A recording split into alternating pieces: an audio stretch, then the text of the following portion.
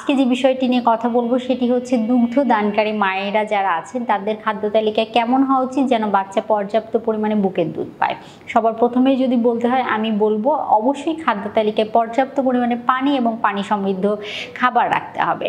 পর্যাপ্ত পরিমাণে বলতে বোঝাচ্ছি আপনার দেহের চাহিদা যদি 8 থেকে 10 গ্লাস হয়, অবশ্যই আপনি যখন বাচ্চাকে দুধ পান করাবেন তখন 12 থেকে 14 গ্লাস পানি পান করার চেষ্টা করবেন। প্রচুর পরিমাণে ফলমূল শাকসবজি খাদ্য তালিকায় থাকতে হবে। সেগুলো যেমন ভিটামিন মিনারেলসের ঘাটতি মেটাবে, পাশাপাশি পানির চাহিদা পূরণ করতেও সেগুলো সাহায্য করবে। এর পরবর্তীতে যদি বলতে হয় ফলমূল শাকসবজির মধ্যে লাউ পেঁপে খুব চমৎকার উৎস। লাউ পেঁপে ঝিঙে চিচিঙ্গা এগুলো থেকে কিন্তু পানি অনেক বেশি পরিমাণে পাওয়া যায়, পাশাপাশি এগুলোর পুষ্টি বা ক্যালোরি ভ্যালু খুব কম। সেজন্য আপনি এগুলো যদি অনেক বেশি পরিমাণেও খান তাহলে কিন্তু আপনার শরীরে ক্যালোরির পরিমাণটা এটি বাড়িয়ে ফেলবে না।